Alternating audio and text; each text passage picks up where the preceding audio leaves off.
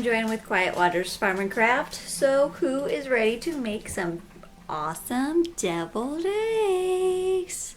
Now if you don't know how to make them, they are something very simple and very easy to make, and everybody loves them. They are just absolutely delicious. So if you like eggs and mayonnaise and mustard and sugar, these are it for you.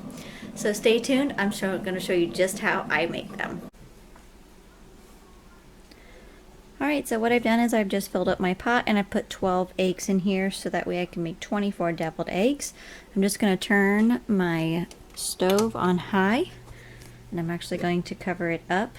I'm actually going to turn it down to like 9. I'm good 2 boiled. So what I'm going to do is I'm going to let this completely come up to a rolling boil. Once it does, I will bring you back and show you what that looks like. And then I'm going to set my timer for 10 minutes and let them boil for just 10 minutes. So I will meet you back when they come up to a boil. Alright, as you can see through my little glass here that it is at a rolling boil. This is a constant boil. Everything's moving around in there. So what I'm going to do is I'm going to set my timer for 10 minutes.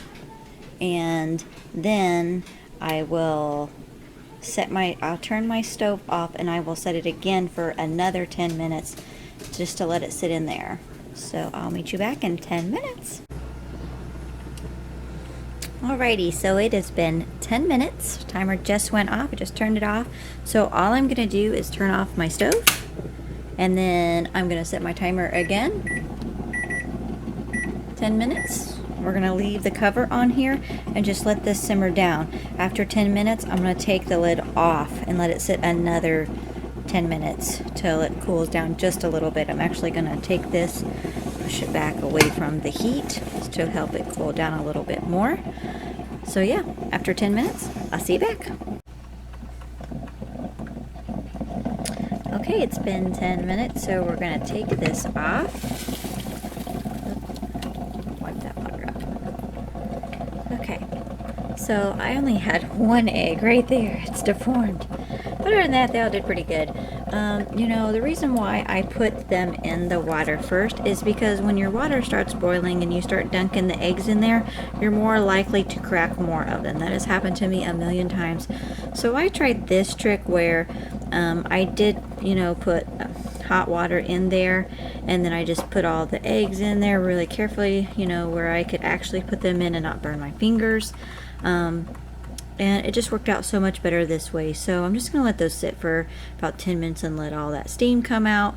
And then I'll take them over to the sink and rinse them in cold water. So I'll be back in 10 minutes. Alright, well, I drained them into my strainer. So now what I'm going to do is I filled up the same pot and I just put cold water in there.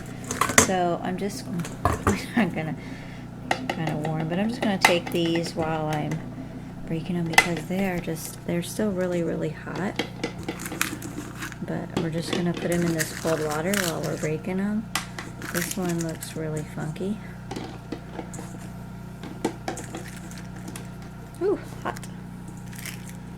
Yeah, this one like turned out like Oompa Loompa style. I don't even know how to explain that. Okay, so I'm just going to let these sit in here just a couple minutes. And let them cool down. And then what I will do is I'm going to flip the camera around here. Get it set up. Okay, so what I'm going to do is I'm just going to crack my eggs and set them on my little plates here. Now I do have deviled egg trays, but we're sitting at the table. We're going to have around 20 people here, so I'm going to try to do small plates to where I have one on each end, and that's less things that we have to pass around. So that's what my plan is, to hopefully fit 12 eggs. I hope they fit on here. But you're just going to need to get you a bowl, because what we're going to do is, I don't know if I can get all of this in my video here. That works. Okay. So this is like a paring knife. I really like this kind of knife because it cuts the deviled eggs easier. We're just going to slice these in half just like that. And I always rake off my knife so it's nice and clean. And then this yellow part, we're just going to rake inside there and set our eggs on the dishes, just like this. Okay, so let's get cracking. And all I do is just, the more you crack it, and sometimes there is this really protective skin if you haven't ever boiled eggs, but there's a really protective skin, and sometimes you'll feel it when the eggs just don't come off and they're not slippery. If I get one on here, I'll show you. But if you keep the egg shells moist and wet, then they're a lot easier to to cut, to take all the shells off. It's just makes it so much nicer. So I'm going to get the rest of these all diced up, and when I do, I'll bring you back and show you the mixture that I put in here. Okay, so this is what I'm talking about, this little piece of skin that you want to just like peel off. See, it's not the shell, it's this protective coating on all the eggs. It just helps keep that egg safe in there and protects it, just this little thin layer. So you want to make sure that you pull that off too. Do not leave that on there because it's not going to taste that great, but I just want to show that to you. Alright, so I got all the eggs on my 2 little plates here. I'm so excited. So I got all the yellow stuff in my bowl right there. So what I'm going to do is I'm just going to take a fork and I'm just going to mash these. Now, what I normally do, because when you start mashing these, they get really, they cling to your fork and they don't want to mash all the way together. So what I do is I have about 1/4 cup of sugar. I'm not going to use all this sugar, but I'm going to take about a teaspoon and put in there, probably 1/2 teaspoon. But what that sugar does is that helps to keep it from clumping all the way around, is what it does. So I always add sugar in there, just to where when I'm mashing it up, it just makes it so much easier and it clumps a lot faster. Instead of getting, like, see, I have little ones and then I have the bigger chunks. And so if that happens, I'll just add just a little bit more sugar. But I usually, this is going to be 20, I did 12 eggs, so we're gonna have 24 deviled eggs. But I usually use about 1 tablespoon to 2 tablespoons of sugar, just depending on the taste, number one. But most definitely I'll use 1 tablespoon of sugar. Alright, so that looks pretty good. More big clump in there. Okay, so after you get this all undone like that, what I'm gonna do is, now they make a thing called Maranghetti's, it's like salad dressing. It's over by the salad dressings and the mayonnaise. I use Miracle Whip. I just buy the store brand. I don't feel like paying the extra money for this, for like the craft brand, or my husband likes the mayonnaise. I like Miracle Whip.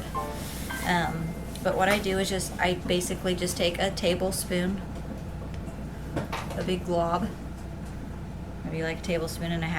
I start out with about 1.5 tablespoons because I fill one full up and then I do 1/2. So I leave that off to the side. So that's your mayonnaise, 1.5 tablespoons. Then I take mustard, and I will probably add about 1 teaspoon, maybe about 1/2. We'll start out with 1/2 teaspoon. It's really hard to judge. You kind of have to judge how you want to do it. I'm going to add in just a little bit more sugar, and we're just going to mix this up.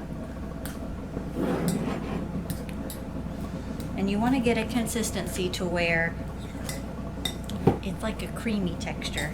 You don't want to get it where it's really liquidy. Now, if you use the Maranghetti's salad dressing stuff, that's very liquidy, so you have to be very careful when you use that stuff. You don't have to use a whole lot of it, but it's a lot sweeter, let me tell you. My grandmother uses that. The only reason that's why I know it's Maranghetti's, because that's how she makes her deviled eggs, and they're great, but I like doing it this way. So it's still pretty dry, so I'm just going to get me another little dab of Miracle Whip out of here, and I'm just going to mix that up. Now you'll need more Miracle Whip than mustard. Now if you don't want it like super sweet, then I would add just a little bit more mustard in there. Now you can even add pickle juice if you want. You can use sweet dill or you can use regular dill. It's really up to you. There's a lot of people that use relish in theirs. If you have relish, you can use that, or just like the dill juice out of the jar. So I'm gonna do a quick taste test, and that's really good. So that's all that I did. Just whipped it right up. Okay. So we did about two to 2.5 tablespoons of Miracle Whip, and then we did about a half a teaspoon of mayonnaise, and I probably only used a tablespoon of sugar. So you are gonna have, and this is pretty much by taste, so you figure out how you want to do it, and that's how I would do it. So then what I do next is I just, take a glob of it and I just shove it in the egg.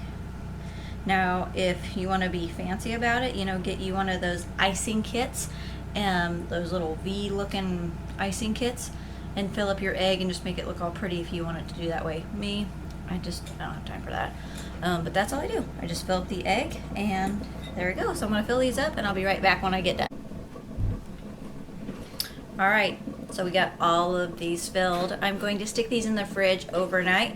Now, if you're gonna do it that same day, I would at least put it in the fridge for at least 30 minutes to where it can get kind of chilly. So other than that, you are good to go to eat it.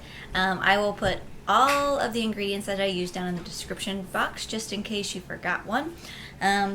But I hope that you've enjoyed this video. I love making everything that I possibly can to show you guys. And if there's something that you would like me to do, just put that in the comment box below. I hope that you all have a blessed day, and thank you for watching.